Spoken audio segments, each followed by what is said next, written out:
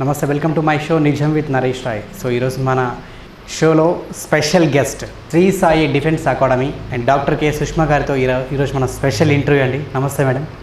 Shri Sai defence academy దగ్గరగా 5 years నుంచి నేను ఈ పేరు వింటున్నాను. చాలా అకాడమీస్ ఉన్నాయి. సో టాప్ ఇన్స్టిట్యూట్ అంటే అకాడమీలో మీది కూడా one of the academy. Shri Sai defence academy start చేయడానికి ముఖ్య ఉద్దేశం అండి. ఎందుకంటే డాక్టర్ కె సుష్మా గారు MCom, BA, LLB and MPhil, PhD so ఇవన్నీ చేశారు. అంటే చాలా సెక్టర్స్ ఉంటాయి మనకు, ప్రైవేట్ సెక్టర్స్ అంటే మనం ఏదైనా బిజినెస్ స్టార్ట్ చేయాలంటే. సో ఒక అకాడమీ పెట్టాలన్న ఆలోచన మీకు ఎందుకు కలిగింది? అకాడమీ పెట్టడానికి మెయిన్ రీజన్ ఏంటంటే సార్, సర్వీస్ టు నేషన్, ఒక ప్యాషన్ సర్వీస్ టు నేషన్ చేయాలని. అది మీరు ఒక మహిళ అయి ఉండి? అవును సార్, మహిళ అయి ఉండి అది ఒక ఛాలెంజ్గా తీసుకున్నాను అనమాట. సపోర్ట్, స్ట్రెంగ్త్, ఎడ్యుకేషన్, నేను ఏదైనా చేయాలి, మా స్టేట్, మా కంట్రీకి ఏదైనా చేయాలని కాన్సెప్ట్తో నేను శ్రీ సాయి డిఫెన్స్ అకాడమీ 2015లో స్టార్ట్ చేయడం తెలిసిందనమాట. అది ఇయర్లో స్టార్ట్ చేశాను. ఇది మెయిన్ రీజన్ ఏంటంటే, చాలామంది యూత్ చాలా ఇంట్రెస్టెడ్, బాయ్స్ అయినా కానివ్వండి, గర్ల్స్ అయినా చాలా ఇంట్రెస్టెడ్, వాళ్ళకు ఆర్మీకి వెళ్ళడానికి చాలా ఇంట్రెస్ట్. మీరు ఒక ఆర్మీ ర్యాలీ, ఓపెన్ ర్యాలీ వస్తే నియర్లీ 48,000 స్టూడెంట్స్ ర్యాలీకి అటెండ్ చేయడం జరుగుతుంది. అది ఆల్ ఓవర్ ఇండియా నుంచి వెళ్తారు. ఆల్ ఓవర్ మన పర్టికులర్ స్టేట్, తెలంగాణ స్టేట్ నుంచి 48,000 స్టూడెంట్స్ రెగ్యులర్గా వెళ్ళడం జరిగింది. ఈ స్టూడెంట్స్ చాలా టాలెంటెడ్, కానీ వాళ్ళకు రైట్ గైడెన్స్ లేనందువల్ల, ప్రాపర్గా ఎవరు చెప్పలేదు పరిస్థితిలో వాళ్ళు రన్నింగ్ వెళ్తున్నారు, చేస్తున్నారు, వచ్చేస్తున్నారు. ఒక అకాడమీకి పెడితే వాళ్ళు ఒక అకాడమీ ఉన్నారు, ఇలా చేస్తున్నారని వాళ్ళు మా దగ్గరికి వస్తారనే కాన్సెప్ట్ నేను ఇది స్టార్ట్ చేశాను అనమాట. It is the first reason. So next reason, మా బ్రదర్కి చాలా ఇంట్రెస్ట్. ఒకప్పుడు 1999లో తను ఆర్మీకి వెళ్దామని అనుకున్నారు, కానీ ఇప్పుడున్న సోర్స్ ఆఫ్ ఇన్స్టిట్యూట్స్ కానివ్వండి అప్పుడు అన్నీ లేవు అనమాట. సో తను వెళ్ళలేకపోయాడు.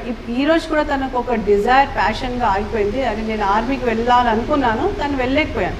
సో మా బ్రదర్ ఒక రీజన్ అనమాట, నేను ఒక డిఫెన్స్ అకాడమీ స్టార్ట్ చేయడం, నాకు డిసిప్లిన్, దానివల్ల నేను ఇది స్టార్ట్ చేశాను అనమాట. ఈ అకాడమీకి అంటే ప్రతి అకాడమీ నడపాలంటే దానికి ఒక ఎక్స్ ఆర్మీ, సో అన్నీ తెలిసిన అంటే స్పోర్ట్స్ పరంగా కానివ్వండి అన్ని విధాలుగా తెలిసిన ఒక ఎక్స్ ఆర్మీ అనేది కావాలి. సో అలాంటి చాలామంది ఉన్నారు. అంటే ముఖ్యంగా మీరు సాయి కృష్ణారెడ్డి గారిని ఎంచుకోవడానికి ముఖ్య ఉద్దేశం ఏంటి? సాయి కృష్ణారెడ్డి సార్కి ఎంచుకోవడానికి ముఖ్య రీజన్ ఏంటంటే, తను రిలేటెడ్ విత్ స్పోర్ట్స్ అనమాట. స్పోర్ట్స్ రిలేటెడ్ పర్సన్, ప్లస్ తను సైకాలజీ అనే ఒక సబ్జెక్ట్ చేశారు. సో ఒక స్టూడెంట్కి అండర్స్టాండ్ చేసుకోవాలంటే సైకాలజీ కూడా చాలా important. So students psychology understand చేసుకొని వాళ్ళకి ట్రైనప్ చేసి ఆ స్టూడెంట్స్ ఈజీగా మోల్డ్ అయ్యి కావాల్సిన రూట్, కావాల్సిన ట్రాక్లో వచ్చేస్తారు. సో వితిన్ 1 year మనకు ఒక స్టూడెంట్కి ప్లేస్మెంట్ చేయాలంటే వాళ్ళకి ఇచ్చే కోచ్ స్టూడెంట్ అండర్స్టాండ్ చేసుకోవాలి. సో అందుకని నేను సాయి కృష్ణారెడ్డి సార్కి ఎలెక్ట్ చేశాను అనమాట ఈ పర్టికులర్ నాతో జాయిన్ అవ్వడానికి. ప్లస్ నేను ఒక స్ట్రిక్ట్ పర్సన్, నేను ఒక స్ట్రిక్ట్ పర్సన్తో అసోసియేట్ అయిన నా రూల్స్ రెగ్యులేషన్ తను అడ్జస్ట్ అవ్వాలంటే తను కూడా నాలాగా టఫ్ ఉండాలి. సో ఇద్దరు టఫ్ క్యాండిడేట్స్ ఉంటేనే వాళ్ళు చేయగలుగుతారు. ఒకరు టఫ్ ఉండి ఒకరు నార్మల్గా ఉంటే అక్కడిక్కడ స్టూడెంట్స్ లాస్ అవుతారు. స్టూడెంట్స్ లాస్ అవ్వద్దని నేను సాయి కృష్ణ సార్కి సెలెక్ట్ చేశాను అనమాట. ఓకే. సో అకాడమీ గురించి తెలుసుకునే ముందు ఒకసారి మీకు ఒక అకాడమీ స్టార్ట్ చేశారంటే మీకు కూడా ఎంతో కొంత అవగాహన ఉంటుంది ఆర్మీ గురించి, డిఫెన్స్ గురించి, నెక్స్ట్ ఏంటి ఎయిర్ ఫోర్స్ గురించి, నేవీ గురించి. సో ఎందుకంటే మీరు ఆల్రెడీ చాలా పట్టాలు పొందారు. సో మీరు ఆల్రెడీ మంచి ఎడ్యుకేటెడ్, ఆల్రెడీ మీకు తెలిసే ఉంటుంది కాబట్టి. సో మొన్న జరిగిన ఘటన గురించి ఒక్కసారి మీరు విన్నప్పుడు ఒక భారతీయ మహిళగా మీరు ఎలా ఫీల్ అయ్యారు? ఆ సంఘటన గురించి తెలుసుకున్నప్పుడు చూసినప్పుడు కానివ్వండి. నేను చాలా మన ఇండియాకు బ్రేవ్ సోల్జర్స్ అని నేను ఒకటి క్లియర్గా చెప్పేస్తాను. ప్లస్ వాళ్ళకి ట్రైనప్ చేసే కోచెస్ కానివ్వండి, వాళ్ళు మన కోసము అన్నీ వదులుకొని అక్కడ చేసిన వాళ్ళకు నేను ఫస్ట్ హ్యాట్స్ ఆఫ్ చేస్తాను. ఆ తర్వాత వచ్చేసి ఒక ఇండియన్ ఉమెన్గా నేను ఫీల్ అయ్యేది ఏంటంటే, మన సోల్జర్స్కి తక్కువ అంచనా వేశారు వాళ్ళు. ఇంకోటి అక్కడ ఎల్ఏసి దగ్గర ఒకటి పాయింట్ అక్కడ అగ్రిమెంట్లో ఏంటంటే, we are not suppose to any వెపన్స్తో వాళ్ళు మ్యాన్ హ్యాండిల్ చేయాలి. You have to go with face off. ఆ ఫేస్ ఆఫ్లో వీళ్ళు వెపన్స్ లేకుండా అక్కడ వార్ జరిగింది, అది మౌత్ వార్ జరిగింది. అక్కడ చాలా డిస్కషన్స్ కూడా జరిగాయి, చూశాను నేను వీడియోస్లో. కాకపోతే వీళ్ళంతా సెటిల్ చేసి we are going to compromise, we are not going to do anything further అని చెప్పి వాళ్ళకి వచ్చి ఆక్యుపై చేసుకోమని చెప్పారు. వీళ్ళు ఏం చేశారు, వాళ్ళపైన రిటర్న్ వాళ్ళపైన దాడి చేయడం జరిగిందనమాట. Total wrong. కాకపోతే మన ఇండియన్ హైట్ చాలా బాగుంటుంది. మన ఇండియన్ సోల్జర్స్ హైట్ ఎంత బాగుంటుందంటే చైనీస్ హైట్కి ఇండియన్స్ హైట్కి చాలా difference. So and Indian soldier ఒక చైనీస్కి 4-5 చైనీస్కి క్యాప్చర్ చేయగలుగుతాడు. అంత పవర్ వాళ్ళకు ఉంటుంది. దాంతో మన ఇండియాకి సోల్జర్స్ వెళ్ళేది నార్త్ ఇండియా నుంచి ఉన్నారు, సౌత్ ఇండియా నుంచి ఉన్నారు. సో అక్కడ జరిగిన ఘర్షణ ఎలా ఉందంటే వీఆర్ ద బెస్ట్ అని ఇండియన్ సోల్జర్స్ ప్రూవ్ చేశారు. ఆ ప్రూవింగ్ ఏమైందంటే అక్కడ చైనీస్ వాళ్ళు భయపడిపోయారు. So they have left. అరే వీళ్ళు ఏంటి మాకు ఇలా వచ్చేసి అటాక్ చేస్తున్నారు కొంచెం అయితే వాళ్ళు భయపడ్డారు. భయపడి వాళ్ళు బ్యాక్ స్టెప్ వేశారు. కాకపోతే వాళ్ళు చేసింది బ్యాక్ స్టాప్. అది చాలా రాంగ్. అది ఒక కంట్రీ ఇంకో కంట్రీ సోల్జర్స్కి అలా చేయడం చాలా తప్పు. రీసెంట్గా నేను 2 days బ్యాక్ న్యూస్ పేపర్ చదివాను. సో ప్యాట్రోలింగ్ చేసేటప్పుడు కూడా మన ఇండియన్ సోల్జర్స్కి కొంచెం డిస్టర్బెన్స్ చేస్తున్నారు, చైనీస్ వాళ్ళు డిస్టర్బెన్స్ చేస్తున్నారు. సో అలా చేయకుండా వాళ్ళు వాళ్ళ వర్క్ ఏముందో వాళ్ళ లిమిట్స్ ఏముందో అంతలోనే ఉండాలి. ఒకటి మన ఆల్ ఓవర్ కంట్రీలో ఈ చైనా ఇచ్చిన వైరస్ వల్ల అందరూ సఫర్ అవుతున్నారు. 3 months లాక్డౌన్ వల్ల అన్ని కంట్రీస్ చాలా సఫర్ అయ్యారు.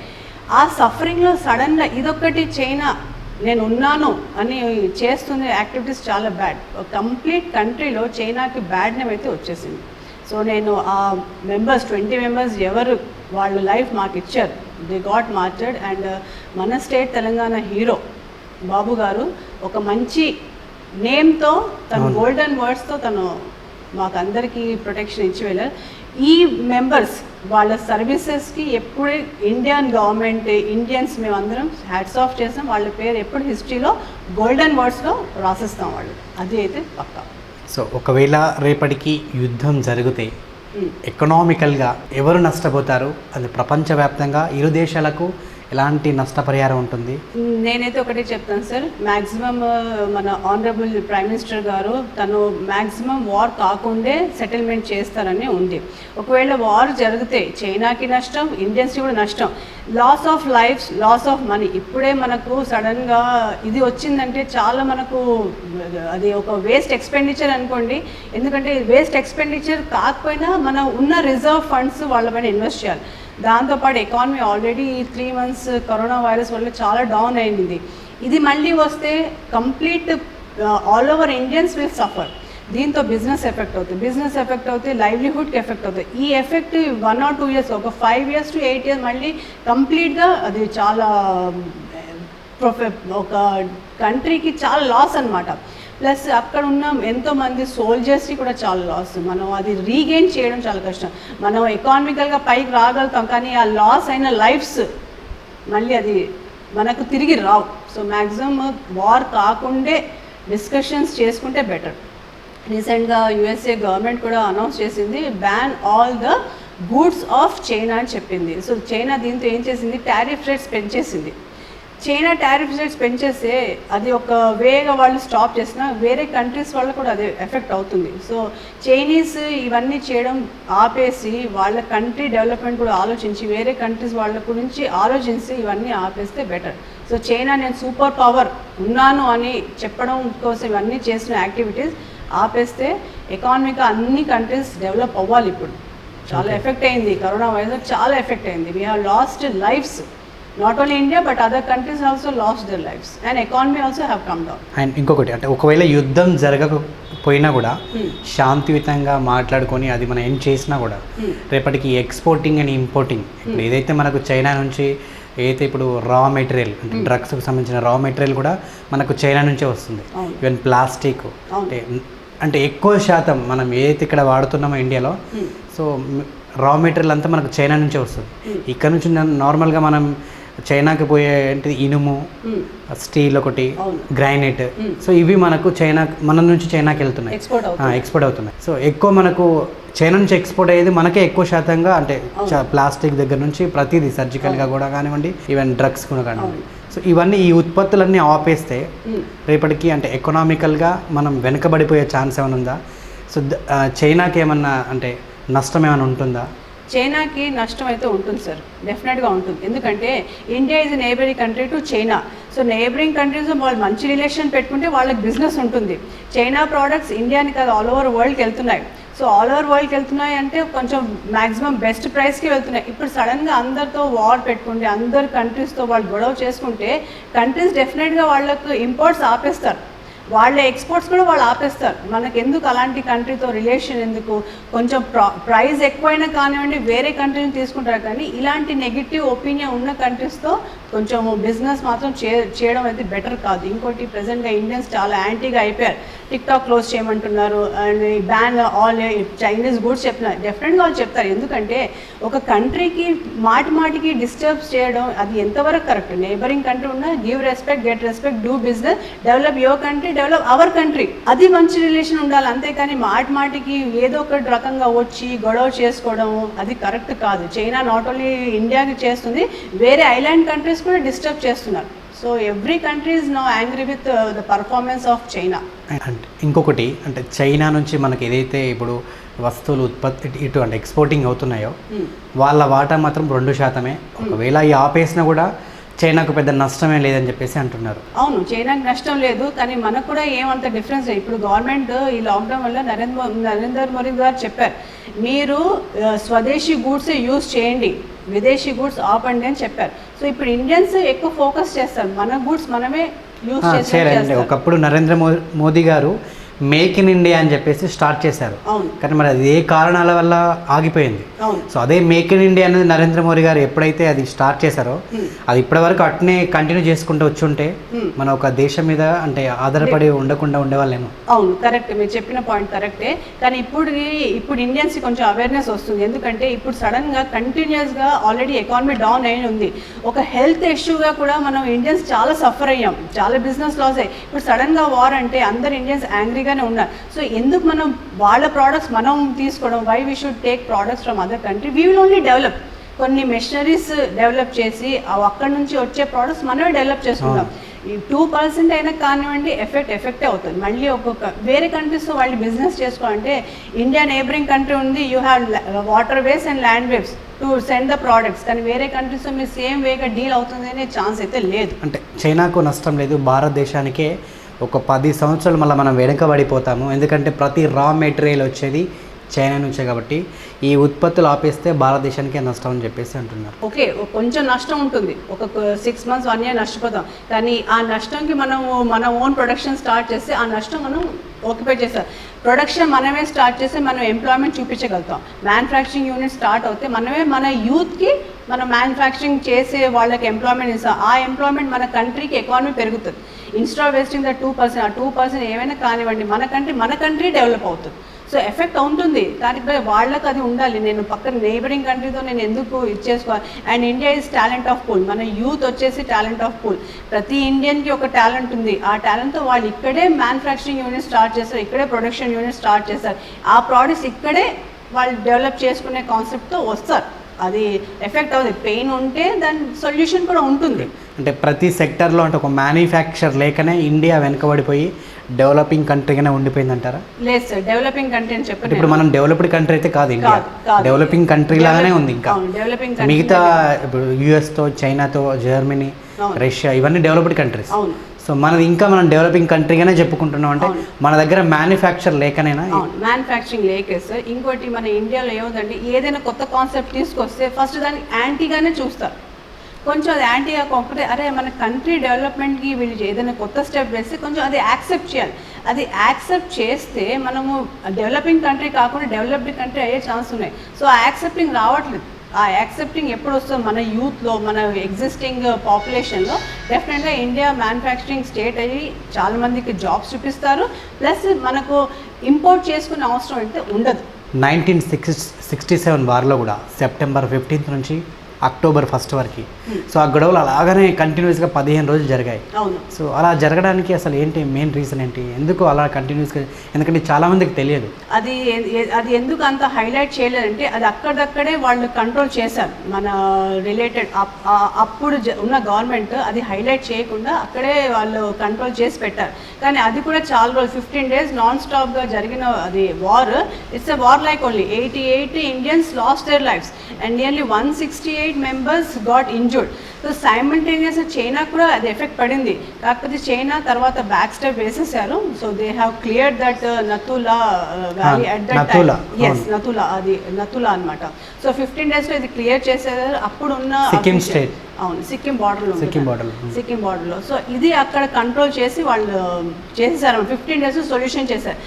ప్లస్ అప్పుడు వాళ్ళు చేయడం ఎంత రాంగ్ అంటే నైట్ పడుకున్న సోల్జర్స్ పైన అటాక్ చేశారు చైనా వాళ్ళు. అది ఎంతవరకు కరెక్ట్ చైనా చేయడం? So that was totally wrong. So అది వాళ్ళకు ఇండియన్స్కి భలే కోపం వచ్చింది ఆ టైంలో. మళ్ళీ ఇండియన్ ట్రూప్స్ అక్కడ వెళ్ళి 15 days అక్కడ లైన్ ఆఫ్ LAC దగ్గర కంట్రోల్ చేసి 15 daysలో కంట్రోల్ చేశారు. ఆ తర్వాత వాళ్ళు చిన్న చేస్తూనే ఉన్నారు. కానీ ఈసారి కొంచెం ఎక్కువే చేశారు. ఏదో వాళ్ళు చూపించుకోవాలని చేశారు. ఒకటి వైరస్ స్ప్రెడ్ చేసి ఒక పెద్ద మిస్టేక్. వాళ్ళ డాక్టరే చెప్పారు ఈ వైరస్ చాలా స్ప్రెడ్ అవుతుందంటే ఆ డాక్టర్కి సూసైడ్ చేసినట్టు వాళ్ళు ఏదో చనిపోయారని చెప్పి చూపించారు. కానీ no, he was done something like that, he gave his life. అది వైరస్ బాగా స్ప్రెడ్ అయ్యి ఎన్ని countries, not only India, other countries, యుఎస్ఏలో ఎంతమంది చనిపోయారు ఈ వైరస్ వల్ల. డాక్టర్స్ ఎఫెక్ట్ అయ్యారు, కామన్ మ్యాన్ ఎఫెక్ట్ అయ్యారు. సో ఈ ఎఫెక్ట్ ప్లస్ ఇది ఎఫెక్ట్. సో యుఎస్ కానివ్వండి, జర్మనీ, రష్యా, ఎవరైనా కానివ్వండి, very angry with China. Coming to Sri Sai defence academy, ఇక్కడ మీరు ఎలాంటి స్టూడెంట్స్ని అంటే తీసుకుంటారు? సో దానికి అర్హులు కావాలంటే ఎలాంటి క్వాలిఫికేషన్ ఉండాలి, క్వాలిటీస్ ఉండాలి?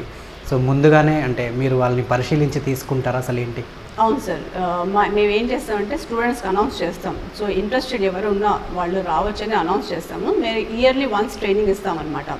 సో దానికి కావాల్సిన basic qualification 10th class, intermediate. So intermediate MPC ఉన్న స్టూడెంట్స్కి చాలా పొజిషన్స్ ఉంటాయి. అది ఆర్మీలో, నేవీలో, ఎయిర్ ఫోర్స్లో. సో మోస్ట్లీ స్టూడెంట్స్ అట్రాక్ట్ అయ్యేది ఏంటంటే ఆర్మీకి వెళ్ళాలని పెద్ద ప్యాషన్ ఉంటుంది వాళ్ళకు.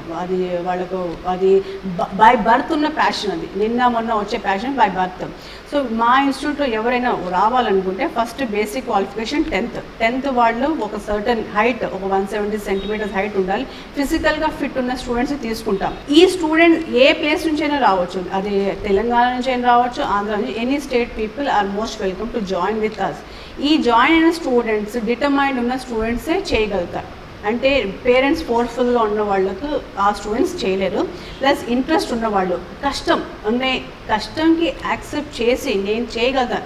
ఒక స్టూడెంట్కి సెల్ఫ్ కాన్ఫిడెన్స్ ఫస్ట్ ఉండే స్టూడెంటే మా దగ్గర జాయిన్ అవ్వగలుగుతాడు. Self confidence. నెక్స్ట్ ఏంటంటే నేను రియల్గా ఎన్ని ప్రాబ్లమ్స్ వచ్చినా నేను ఫేస్ చేస్తాను అని ఆ స్టూడెంట్సే జాయిన్ అవ్వగలుగుతారు అనమాట. ఇంకోటి క్వాలిఫికేషన్ అనేది ప్రతి ఇన్స్టిట్యూట్కి, ప్రతి స్టూడెంట్కి క్వాలిఫికేషన్ అవసరం. ఆ క్వాలిఫికేషన్ ఏమవుతుందంటే ఫిజికల్ టెస్ట్ అయిపోయిన తర్వాత వాళ్ళకి రిటర్న్ ఎగ్జామినేషన్ అవుతుంది. సో ప్యారలల్గా ఫిజికల్ అంతే ఇంపార్టెంట్, వాళ్ళకి అకాడమిక్స్ కూడా అంతే ఇంపార్టెంట్. So 60% is important. అది 10th class నుంచి స్టూడెంట్ అయినా 60% ఇంపార్టెంట్, ఇంటర్మీడియట్ వచ్చే స్టూడెంట్ కూడా 60% ఇంపార్టెంట్ అనమాట. సో ఈ పర్సంటేజ్ ఉన్న వాళ్ళు కొంచెం ఈజీగా ఎగ్జామ్ క్లియర్ చేస్తారు. ఫిజికల్గా క్లియర్ అయిపోతుంది, ఎగ్జామ్ క్లియర్ అయిపోతుంది అనమాట. So this is what we do. కొంచెం కూడా డిఫెక్ట్ ఉన్న వాళ్ళు, కొంచెం ఐసైట్ ఉన్న వాళ్ళకి మేము తీసుకోము. న్యాచురల్ ఆర్గన్స్ ఏమైనా ప్రాబ్లమ్ ఉంటే వాళ్ళకి తీసుకోము. ఫింగర్స్ చిన్నగా ఉండడం, వాళ్ళకు ఫ్లాట్ ముందే టెస్ట్ చేస్తారు. ఫిజికల్గా కూడా, ఫిజికల్గా అంటే మీరు జాయిన్ అయ్యే ముందు కూడా టెస్ట్ చేసి తీసుకుంటాం. టెస్ట్ చేసి, ఎందుకంటే స్టూడెంట్స్కి మేము అందరికీ తీసుకుంటే మేము ఇన్జస్టిస్ చేసినట్టు. మేము ఒక స్టూడెంట్కి కెరియర్తో మేము ఆడలేం. We cannot play with the students feelings, we cannot hurt the student. ఎందుకంటే బయట చాలా అకాడమీస్ ఇలాంటి టెస్ట్లు ఏం చేయకుండా డబ్బుల కోసం అని చెప్పేసి చాలా ఇన్స్టిట్యూషన్స్ చేస్తున్నారు సార్. నేను రీసెంట్గా కూడా ఒక వీడియో చూశాను. ఆ వీడియోలో ఒక స్టూడెంట్, నాట్ ఈవెన్ 23 years కూడా కాదు, బివి రమణ అని క్యాండిడేట్, తను ఏం చేశారంటే సమ్ 900 స్టూడెంట్స్కి తీసుకొని వాళ్ళకు ట్రైనింగ్ ఇస్తాను, some crores he has taken. అది చాలా రాంగ్ అట్లా చేయడం. దాంతో ఒక స్టూడెంట్స్కి నమ్మకం, వేరే ఇన్స్టిట్యూట్స్ పైన కూడా నమ్మకం పోతుంది. అలా చేయొద్దు. మీరు ఏదైనా ఉంటే మీరు హార్డ్ వర్క్ చేయండి. సక్సెస్ఫుల్ అవ్వాలంటే మీరు ఏ హార్డ్ వర్క్ చేయకుండా నేను లక్షలు తీసుకుని చేయడం చాలా తప్పు అనమాట. అండ్ ఇంకోటి, నెంబర్ ఆఫ్ స్టూడెంట్స్కి ఆర్మీలో, ఎయిర్ ఫోర్స్లో, నేవీలో చేయాలన్న ఇష్టం అనేది చాలామందికి ఉంటుంది. అవును, కొందరు డేర్ చేయలేరు. కొందరు ఏంటంటే ఇప్పుడు అకాడమీ దాకా వచ్చి నాకు ఇంట్రెస్ట్ ఉందని చెప్తారు. కాకపోతే నేను వెళ్ళి జాబ్ చేయగలనా లేదన్న ఒక భయం అనేది కూడా ఉంటుంది. అవును. సో అలాంటి వాళ్ళకు అంటే సైకలాజికల్గా మీరు ఎలా శిక్షణ ఇస్తారు, అంటే వాళ్ళ మైండ్ సెట్ ఎలా మారుస్తారు మీరు? మేము వాళ్ళకు రెగ్యులర్గా చెప్తా ఉంటాం, మీరు అక్కడ జాయిన్ అవుతే మీకు ఎలా ఉంటుంది లైఫ్. ఒకటి మా దగ్గర ఇచ్చే ఫిజికల్ ట్రైనింగ్ స్టూడెంట్స్కి ఎలా ఉంటుంది, టఫ్ ఇస్తాం. ఆ టఫ్నెస్ ఎలా ఉంటే స్టూడెంట్స్ ముందే చెప్పిస్తాం, మీరు జాయిన్ అవుతే ఏ ఫోర్స్ అయినా జాయిన్ అయ్యి మీకు ఈ ట్రైనింగ్ కంపల్సరీ అక్కడ కూడా ఉంటుంది. కాకపోతే స్టూడెంట్స్ ఇక్కడ ఆల్రెడీ ఆ ట్రైనింగ్ చేసిన ఉంటారని వాళ్ళకు జాయిన్ అవుతే ఈజీ అయిపోతుంది, అది నేను చెప్తాను. సెకండ్, ఇక్కడ వచ్చే స్టూడెంట్స్ ఇంటర్మీడియట్ కంప్లీట్ అయిన స్టూడెంట్స్ ఉంటారు. యాజ్ ఎ టీచర్ లాగా నేను వాళ్ళకి చెప్తూనే ఉంటాను, మీరు ఇక్కడ ఇంటర్మీడియట్ అయిపోయింది, మీరు ఫర్దర్ స్టడీస్ జాయిన్ అయిన తర్వాత you can go for higher studies. మాకు ప్రజెంట్గా ఒక టూ స్టూడెంట్స్ వాళ్ళు నేవీలో ఉన్నారు. ఆ 2 స్టూడెంట్స్ ఇప్పుడు ప్రజెంట్గా ఇక్కడ ఇంటర్మీడియట్ కంప్లీట్ చేసి జాబ్కి వెళ్ళారు. అక్కడ వాళ్ళు ఇంజనీరింగ్ చేస్తున్నారు. ఇంజనీరింగ్ అక్కడ 4 years ఉండదన్నమాట, 2 years వాళ్ళు ఇంజనీరింగ్ చేసేది. ఆ 2 years ఇంజనీరింగ్ చేసి వాళ్ళు మళ్ళీ ఆఫీసర్స్ ర్యాంక్కి అప్లై చేసుకుంటారు. సో ఆ విధంగా వాళ్ళకి ప్రమోషన్స్ వస్తాయి. సో ఇక్కడ Shri Sai defence academy students training చేసి ఎగ్జామ్స్ క్లియర్ చేసి వాళ్ళు ఏ ఫోర్స్ అయినా జాయిన్ అవ్వండి, భయం అనేది వాళ్ళకి పోతుంది. They will not be scared, వాళ్ళు ధైర్యంగా ఉంటారు. ప్లస్ వాళ్ళు హయ్యర్ స్టడీస్ కూడా వెళ్తారు, ప్రమోషన్స్ కూడా వెళ్ళారు. జాయిన్ అయిన వితిన్ 6 to 9 months ప్రమోషన్ వెళ్ళారు. మా స్టూడెంట్స్ కొంతమంది స్పోర్ట్స్ కోటాలో కూడా ఉన్నారు. ఆ స్పోర్ట్స్ కోటాలో ఉన్న స్టూడెంట్స్ కూడా అక్కడ వెళ్ళి మ్యాచెస్ పర్ఫామ్ చేసి వాళ్ళు విన్ అయ్యి మాకు ఇన్ఫర్మేషన్ పాస్ చేశారు, we have done this, we have got this అని కూడా చెప్పారు. So Shri Sai defence academy students failure అనేది వాళ్ళు ఇంకా ఉండదు, ఓన్లీ ప్రాస్పారిటీ అనే ఉంటుంది వాళ్ళు. ఓకే, వన్స్ మీ అకాడమీలో జాయిన్ అయ్యాక సో వన్స్ ట్రైనింగ్ టైంలో ఒకవేళ మాకు ఇష్టం లేదు, మా వల్ల కావట్లేదు అని బయటికి వెళ్ళిపోవాలనుకుంటే, ఒకవేళ పారిపోయినా కూడా సో అలాంటి వాళ్ళని మళ్ళీ మీరు తీసుకొస్తారా, లేకుంటే డైరెక్ట్గా వెళ్ళిపోని చెప్తారా? లేదండి, తీసుకొస్తాం. కొంతమంది స్టూడెంట్స్ భయపడతారు, కొంతమంది భయపడతారు, ట్రైనింగ్కి భయపడతారు, తట్టుకోలేక. ప్లస్ ఇక్కడ ఎగ్జామ్స్ కొంచెం ఉంటాయి, దాంతో మా దగ్గర నో ఫోన్స్. అసలు ఇప్పుడు ఉన్న జనరేషన్కి ఫోన్స్కి చాలా అడిక్ట్ అయి ఉన్నారు. అట్లాంటి స్టూడెంట్కి వితౌట్ ఫోన్ ఉండండి 8 days, మా దగ్గర ఎవ్రీ సండే ఫోన్స్ ఇస్తాము.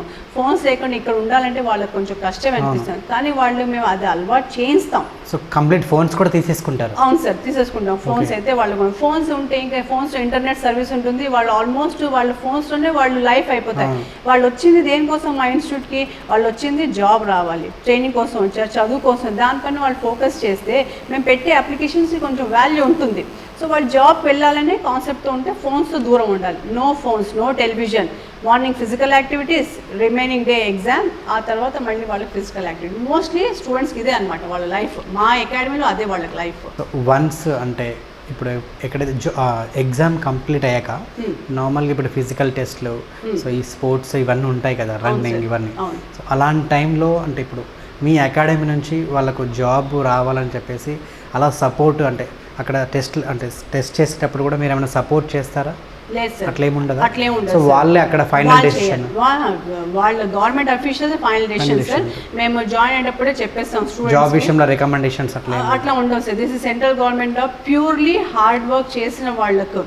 ఫిజికల్ యాక్టివిటీస్కి హార్డ్ వర్క్ ఉంటుంది, రిటర్న్ ఎగ్జామినేషన్కి స్మార్ట్ వర్క్ ఉంటుంది. ఒక క్వశ్చన్కి అర్థం చేసుకోవాలంటే ఒక స్టూడెంట్ స్మార్ట్గా ఆలోచించాలి. ఎందుకంటే టాప్ 5లో ఇప్పుడు అంటే మీ అకాడమీ కూడా మంచి పొజిషన్లో ఉంది కాబట్టి ఈ అకాడమీ నుంచి వచ్చిన స్టూడెంట్స్కి ప్రియారిటీ అనేది ముందే మన ఉంటుందని అక్కడ అట్లేం లేదు సార్, అట్లేం లేదు. మేము స్టూడెంట్స్కి వాళ్ళకు చెప్తాం, you have to do hard work. మీరు ఎటువంటి సపోర్ట్ ఎక్స్పెక్ట్ చేయదు, you should support your self. మా వర్క్ మీకు డోర్ వరకు తీసుకెళ్తాం, డోర్ లోపల మీరు పర్ఫార్మెన్స్ చేయాలి. అది మీరు పర్ఫామ్ చేయడానికి మేము బ్యాక్ సపోర్ట్ ఇక్కడ క్లాసెస్ నేర్పిస్తాం, ఫిజికల్ యాక్టివిటీస్ నేర్పిస్తాం.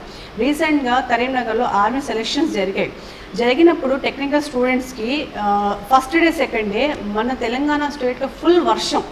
ఎంత వర్షం అంటే ఆ గ్రౌండ్ మొత్తం పాడైపోయి ఉంది. అలాంటి గ్రౌండ్లో కూడా మా స్టూడెంట్స్ పర్ఫామ్ చేయగలిగారు. అది ఒక రికార్డ్. నేను ఇంకో ముందు కూడా నేను చెప్పాను, ఒక వీడియో కాన్ఫరెన్స్లో ఇంటర్వ్యూస్ చెప్పాను. సో మా స్టూడెంట్స్ మేము ఆ విధంగా ట్రైన్ చేస్తాం. మీరు ఎట్లాంటి క్లైమాటికల్ కండిషన్స్ ఉన్నా కూడా you have to do your best అని వాళ్ళకి ట్రైనప్ చేస్తాం. తర్వాత రిటర్న్ ఎగ్జామినేషన్ కోసం మా దగ్గర వచ్చిన స్టూడెంట్స్కి మేము ఎవ్రీడే ఎగ్జామ్స్ కండక్ట్ చేసేవాళ్ళం. మేడం మీరు ఎవ్రీడే ఎగ్జామ్ కండక్ట్ చేస్తున్నాం, మేము బోర్ అయిపోతున్నాం, మాకు కొంచెం టైం అండి, ఫ్రీ టైం ఇవ్వంటే, మీరు సారీ మా ఇప్పుడైతే మీకు ఫ్రీ టైం ఉండదు. ఒక ర్యాలీ అయిన తర్వాత return examination 3 weeks to 45 days time ఉంటుంది. ఆ 45 days వాళ్ళ crucial period. Then they have to get the job. Exam అయింది అనుకోండి, వాళ్ళు ఇంకా జాబ్ వెళ్ళాలనే ఉంటుంది, ఇంకా చేయాలి. మా పని కూడా అదే, మేము ఒకటే ఇన్స్టిట్యూట్ నడిపిస్తున్నాం sir. I'm running only one institute. ఈ వన్ ఇన్స్టిట్యూట్లో నేను ప్రతి ఒక్క స్టూడెంట్కి జస్టిఫై చేయాలి, వాళ్ళకి ఏం బెస్ట్ చేయగలుగుతా అని చేయాలి. నాతో పాటు వేరే స్టాఫ్ మెంబర్స్ ఉన్నారు, వేరే ఫ్యాకల్టీస్ ఉన్నారు, మ్యాథ్స్ ఫ్యాకల్టీ, ఫిజిక్స్ ఫ్యాకల్టీ, వాళ్ళు కూడా సేమ్ లెవెల్ ఆఫ్ కాంట్రిబ్యూషన్ చేస్తారు. మేము అందరం కాంట్రిబ్యూషన్ చేస్తేనే physical department mister Saikrishna Reddy చూస్తారు, నాతో పాటు వేరే స్టాఫ్ మెంబర్స్ ఉన్నారు. మేము అందరం చూస్తేనే మేము ఒక స్టూడెంట్కి ప్లేస్ చేయగలుగుతాం. It is not me alone or mister Saikrishna Reddy alone. Team work ఉంటుంది ఇక్కడ, team work of all the members. దాంతో స్టూడెంట్స్ కూడా మాకు కోఆపరేట్ చేస్తారు. మేము ఏం చెప్పింది వాళ్ళు ఫాలో చేస్తారు. కొంచెం వాళ్ళు డిస్టర్బ్ అవుతారు, వాళ్ళు ఏంటి అనిపిస్తుంది, కానీ ఇప్పుడు వాళ్ళు చేసే hard work they will be in flying colours, పర్ఫార్మెన్స్లో ఫ్లయింగ్ కలర్స్లో ఉంటారు. ఓకే, ట్రైనింగ్ టైంలో ఒకవేళ ఇంజూర్ అయితే మీరు ఎలాంటి జాగ్రత్తలు తీసుకుంటారు స్టూడెంట్స్? మ్యాక్సిమం ఇంజూర్ అయితే కాదు సార్. ఇప్పుడు వరకు అయితే మా 5 yearsలో ఒక స్టూడెంట్ ఇంజూర్ అయినది అయితే కాన్సెప్ట్ అయితే లేదు సార్. ఆ విధంగానే మేము ఇస్తాం. చిన్నవి కూడా అయ్యాయి అని నేను చెప్పలేను సార్. ఇప్పుడు వరకు అయితే అట్లాంటి ఏం జరగలేదు సార్. అది వాళ్ళు నేను చెప్పాలి, మిస్టర్ సాయికృష్ణ ఫిజికల్ డిపార్ట్మెంట్ ఏం చూస్తారో స్టూడెంట్స్ ఇంజూర్ అయ్యి వాటి లాంటివి అయితే ప్రాబ్లమ్స్ ఇప్పుడు వరకు రాలేదు. సో ఇక్కడ ఇంజూర్ అయ్యేది ఛాన్స్ కూడా లేదు సార్. ట్రైనింగ్ అయితే ఆ విధంగా ఉంటుంది వాళ్ళు. ఫైనల్గా ఇప్పుడు ఈ అకాడమీలో చేరాలి అంటే సో మీరేం చెప్తారు ఇప్పుడు వచ్చే వాళ్ళకి కొత్తగా? ఎందుకంటే చాలామందికి ఇప్పుడు ఈ ఇన్సిడెంట్ జరుగుతుంటే ఇంటికి ఒక భారత సైనికుడిలా అవ్వాలని చెప్పేసి చాలామందికి ఇప్పుడు ఒక కాపాడడానికి ఒక రక్షక భటుడిలాగా నేను కూడా బార్డర్లో ఉండాలని చెప్పేసి అందరికి ఒక సంకల్పం అనేది కలిగింది. సో అలాంటి ఇప్పుడు చాలామంది సోమరిపోతులు అనేది చాలామంది మన ఉన్నారు, మన ఇండియాలో ఎంతోమంది ఉన్నారు. పని పడలే బాగా చదువుకున్నారు కానీ పని పడ లేకుండా జాబ్ లేక తిరిగే వాళ్ళు, తిని పడుకునే వాళ్ళు చాలామంది ఉన్నారు. సో ఇట్లాంటి వాళ్ళకు కూడా ఇప్పుడు ఇలాంటి ఇన్సిడెంట్స్ కొంచెం ఇన్స్పైర్గా తీసుకొని వాళ్ళ లోపల కూడా సంకల్పం కలిగి సో ఇలాంటి జాబ్స్కి వస్తే రేపటికి వాళ్ళకే మంచి భవిష్యత్తు ఉంటుంది. సో అలాంటి వాళ్ళకి మీరు సొసైటీకి ఏం చెప్తారు? నేను సొసైటీకి చెప్పేది ఒకటే, యూత్ చాలా ఇంపార్టెంట్. ఒక కంట్రీకి యూత్ పవర్. ఆ యూత్ చేయాల్సింది ఏంటంటే ఆ యూత్ ఒకటే చేయాలి, డిటర్మినేషన్ ఉండాలి, గోల్ సెట్ చేసుకోండి. మీరు చిన్న ఏజ్ నుంచి గోల్ సెట్ చేసుకోండి. ఆ గోల్కి మీరు రీచ్ అవ్వాలంటే కొన్ని మీరు వదులుకోవాలి. You have to leave. మీ ఫ్రెండ్స్ వదులుకోవాలి. దాంతో 15-16 years దాకా కొంచెం బాయ్స్కి మైండ్ చేంజ్ అయిపోతుంది, కొంచెం బ్యాడ్ రూట్స్కి వెళ్తున్నారు, అది అవాయిడ్ చేసేయండి. సెల్ ఫోన్ యూసేజ్ మినిమం చేసేయండి. సెల్ ఫోన్ మీరు యూజ్ చేయండి, కాకపోతే మంచి పర్పస్ కోసం, ఇన్ఫర్మేషన్ గ్యాదర్ చేయడానికి, ఏదైనా మంచి నేర్చుకోవాలి, ఒక క్లాసెస్ నేర్చుకోవడానికి, ఒక కోర్స్ నేర్చుకోవడానికి, ఆ విధంగా యూజ్ చేయండి. సోషల్ మీడియాకి ఎక్కువ అడిక్ట్ అయిపోతున్నారు, లాట్ ఆఫ్ టైం వాళ్ళు వేస్ట్ చేస్తున్నారు. అది మీరు ఆపేస్తే ఒక గోల్ పెట్టుకోండి, డిటర్మినేషన్ పెట్టుకోండి. నేను ఈ ఇయర్ ఇది చెయ్యాలి. నాకు 21 years లోపల నేను జాబ్కి వెళ్ళాలి. 21 years లోపల జాబ్కి వెళ్తే నేను 35-36 years లోపల రిటైర్మెంట్ అయిపోతాను. ఆ తర్వాత మళ్ళీ ఇంకో జాబ్కి వెళ్తాను. గోల్స్ డిటర్మినేషన్ ఉన్న వాళ్ళు మా ఇన్స్టిట్యూట్కి వీఆర్ మోస్ట్ వెల్కమ్. అలాంటి స్టూడెంట్స్ మేము వెల్కమ్ చేస్తాం. ఇంకోటి మీరు ఇలా చెప్పారు, ఇప్పుడు చాలామంది ఏం వర్క్ చేయకుండా ఉన్న వాళ్ళకు టూర్ ఆఫ్ డ్యూటీ అని ఒకటి గవర్నమెంట్ ఇంట్రడ్యూస్ చేశారు. దీనివల్ల ఎవరికి వెళ్ళాలనుకున్న వాళ్ళు వెళ్ళలేకపోయారు, వాళ్ళకి ఛాన్స్ ఇచ్చారు. సో యూత్ ఒకటే చేయాలి. ఒకటి ఏం చేయాలంటే సోషల్ మీడియా కొంచెం దూరం ఉంటుంది. It's not going to fetch anything. మీరు ఉన్న ప్రీషియస్ టైంకి వేస్ట్ చేసుకోకండి. మీరు ఏదైనా చెయ్యాలి. Something you have do for nation. Being a lady నేను ఇంత చేస్తే మీరు కంట్రీకి మేల్స్ మీరు కూడా చేయాలి. ఇప్పుడు ఉమెన్స్ కూడా చాలా ముందుకు వస్తున్నారు. Government of India has introduced 100 positions general డ్యూటీస్కి గర్ల్స్కి ఇంట్రడ్యూస్ చేశారు. ఒక 5 yearsలో ఆ 100 వెళ్ళి 1000s అయిపోతాయి. అంటే గర్ల్స్ కూడా మీకు ఈక్వలెంట్ పొజిషన్స్కి వస్తున్నారు. అప్పుడు మీరు ఏం చేస్తారు? ఇప్పుడు మీరు లైఫ్ స్టైల్ ఎలా ఉండాలి, మీరు ఒక ఫ్యామిలీకి హెడ్ అవుతారు, మీరు ఎలా మెయింటైన్ చేసుకోవాలి. సో బాయ్స్ అయితే వాళ్ళ రెస్పాన్సిబిలిటీ తీసుకోవాలి. I have to do, I am responsible. Foreign కంట్రీలో చూడండి, 18 years తర్వాత ఒక ఫాదర్ తన ఇన్కమ్ ఒక సన్కి ఇవ్వడు, కానీ ఇక్కడ ఫాదర్ ఇన్కమ్ తను ఎంత కష్టపడినా వాళ్ళ పిల్లలకి ఇస్తూనే ఉండాలి. అలా వద్దు, మీరు మారండి. యూత్ అయితే మారాలి, కంట్రీ యూత్ మారాలి, ఫ్రెండ్స్ కూడా కొంచెం మారాలి. మీరు ఏం పని చేసినా ఏం చేయకుండా మీరు కంట్రీ కొంచెం రెస్పాన్సిబుల్ ఫీల్ అయ్యి I'm responsible for my family, I'm responsible for my self, I should do something for the country. Don't get addicted to bad habits. You will spoil yourself. Looking at you, others will follow your step. Do good, do best. Get recognition for yourself, your family, your parents, and you will be the best. ఫీమేల్స్కి ఎలాంటి capability ఉండాలి ఇప్పుడు ఆర్మీలో డిఫెన్స్లో చేరాలంటే so ఎలా తీసుకుంటారు మీరు females గర్ల్స్కి కూడా మేము ఇంట్రడ్యూస్ చేస్తున్నాం సార్ ఇయర్ నుంచి వాళ్ళకు basic qualification 10th as boys వాళ్ళకు కూడా 10th క్వాలిఫికేషన్ సరిపోతుంది కానీ ఇక్కడ వాళ్ళకి కొన్ని పారామీటర్స్ చాలా బాగా ఇచ్చారు గవర్నమెంట్ ఆఫ్ ఇండియా వాళ్ళకి ఇచ్చే పారామీటర్స్ ఏంటంటే గర్ల్స్కి 142 హైట్ సెంటీమీటర్స్ చాలు ఆ తర్వాత వాళ్ళకు వచ్చేసి రన్నింగ్ 1600 మీటర్స్ రన్నింగ్కి వాళ్ళకు 8 minutes 30 seconds ఇచ్చారు అదొక బెనిఫిట్ దీంతో ఏమవుతుందంటే 100 పొజిషన్స్ ఇంట్రడ్యూస్ చేశారు ఆల్ ఓవర్ ఇండియాలో 100 పొజిషన్ ఇంట్రడ్యూస్ చేశారు ట్రైనింగ్ ఇస్తే ఈ అమ్మాయిలు కూడా ఉన్న అమ్మాయిలు చాలా యాక్టివ్ అమ్మాయిలు మేము చేస్తామని చెప్తారు వాళ్ళకు కూడా ఛాన్స్ ఇస్తున్నారు ప్లస్ కొంచెం వాళ్ళు ఫిజికల్గా ట్రైనప్ అయ్యి వాళ్ళు కొంచెం అకాడమిక్స్గా సౌండ్ ఉంటే వాళ్ళు కూడా జాబ్స్కి వెళ్తారు అది ఒకటి నేను చూశాను నియర్లీ 500 గర్ల్స్ నాకు కాంటాక్ట్లో ఉన్నారు మేము ఎప్పుడు ఇన్స్టిట్యూట్ స్టార్ట్ చేస్తాను ఎప్పుడు ట్రైనింగ్ ఇస్తాను నాకు రెగ్యులర్గా క్వశ్చన్స్ చేస్తూ ఉంటారు